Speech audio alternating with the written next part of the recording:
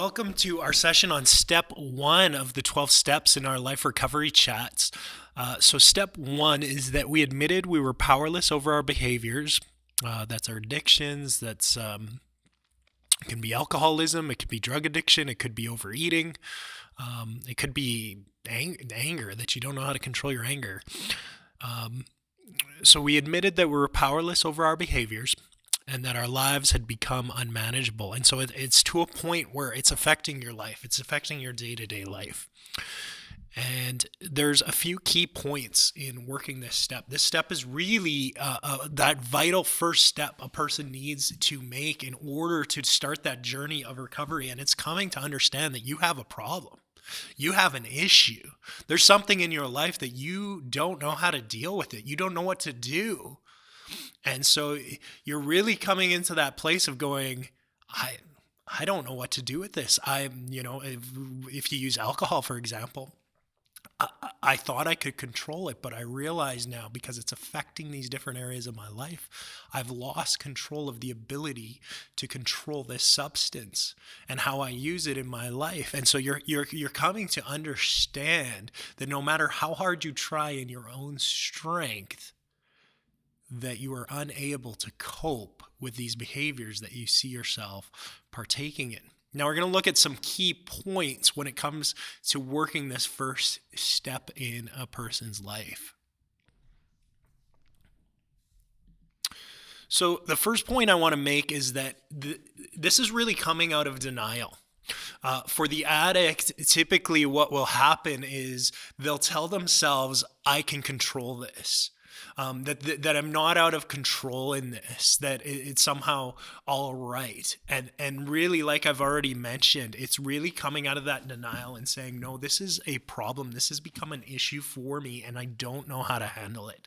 I don't know how to deal with it. I don't know how to get over it. I don't know how to stop. And so you need to take that first step in order to see that cycle of denial ended and coming into the reality of what is really going on in your life. The second key point I want to make about this step is that powerlessness does not mean helplessness. And what I mean by that is sometimes someone will come to the point where they come out of that denial and they realize that this addiction has a hold of them, but then they'll take the place of a victim and they'll say, well, I'm just an alcoholic, and so I'm just always going to be an alcoholic, and so I'll just always have to suffer with the consequences of abusing this substance. And that's a major, major issue, because the truth is even though you're coming to a place where you admit that you're powerless and that on your own strength, you're not able to deal with this thing, you're not in a place of helplessness, in that there are things that you can learn to do in order to overcome. And one of those things is embracing this process of going through the 12 steps. That is a decision of the will that you are going to begin to do the things that are necessary to learn how to overcome that thing in your life.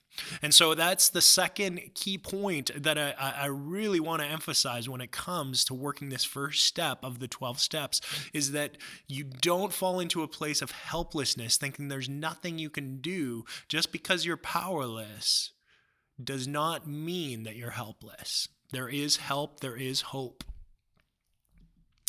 The next key point I want to make about this step is that it's vital to begin to take responsibilities for your own broken behaviors. This is another classic thing that happens to an addict. This happened in my journey of recovery, and I've heard so many stories of people who are caught in addictions, and you come to this place and you realize, yes, I'm in an addiction, I don't know what to do, and you begin to put the blame on others. Well, it was my parents' fault. It was this person who abused me fault. It was these people who didn't treat me right fault.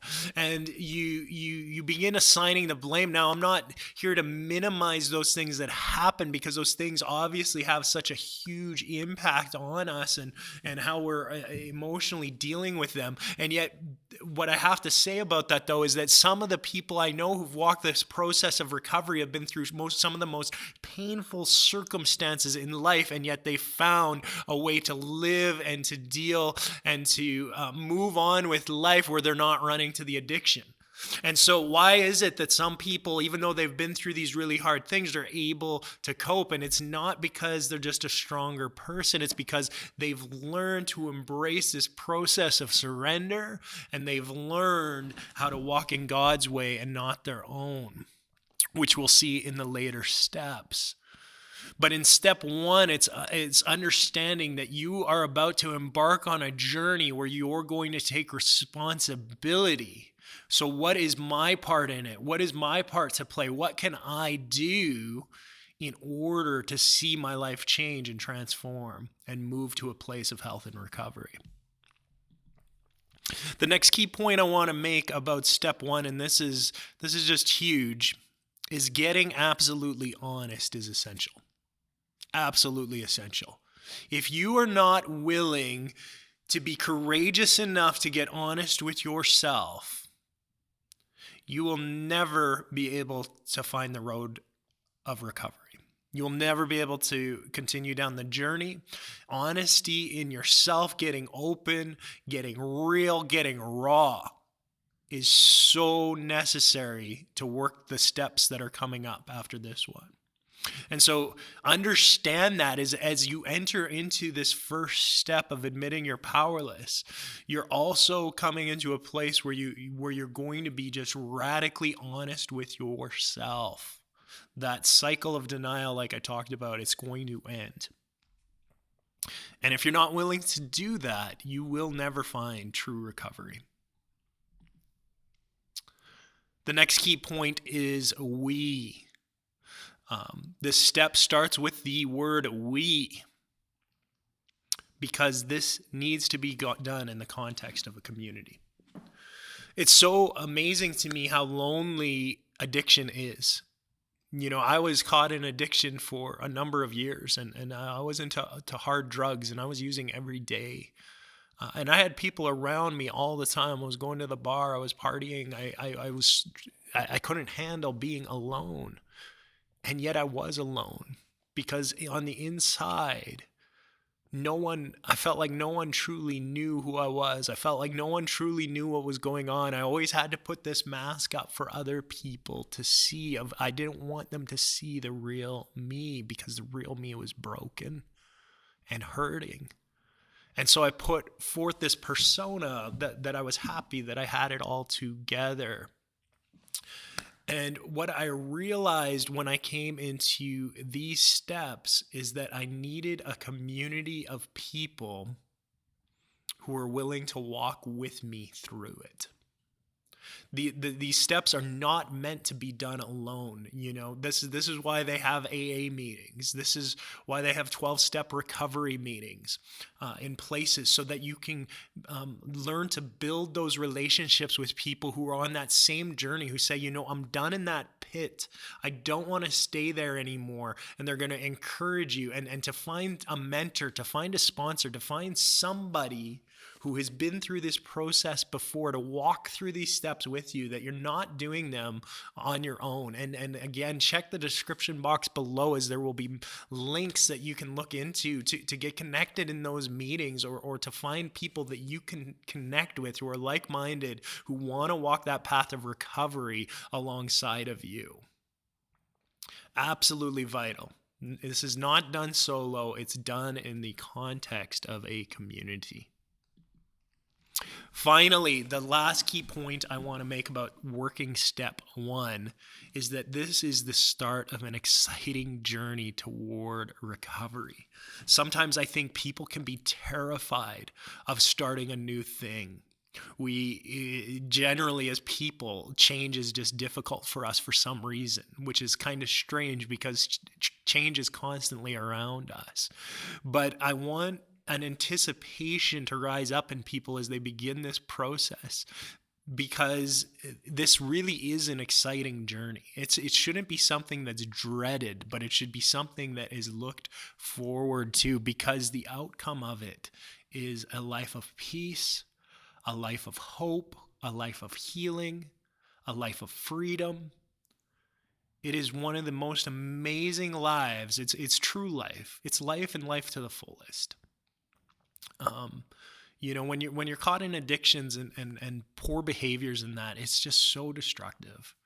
So destructive. It's not that you stop going through things. Obviously, living in this world, there's always things that come up. But as you learn to deal with these things in a healthy way and take responsibility for your own part and your own role in it, boy, it makes such a difference in a person's life. And I've talked to countless people, including myself, who can testify, who can tell you that working these steps has brought so much healing into their lives, into their relationships. And it has allowed them to have a spiritual awakening and find freedom, find true freedom, where they're no longer bound to these behaviors, to these substances, to these things, but they're actually to walk out who God had always created them to be. So that's our first session when it comes to the 12 steps and going over step 1. Those are the key points to this step. I hope you will get plugged into a community of like-minded people who will help you work these steps, and that you will keep these in mind. And I hope that you'll join me for the next video as we go through some key points and we go over step 2 in the 12-step process. And I wish you the best of luck. I will be praying for you in your journey of recovery.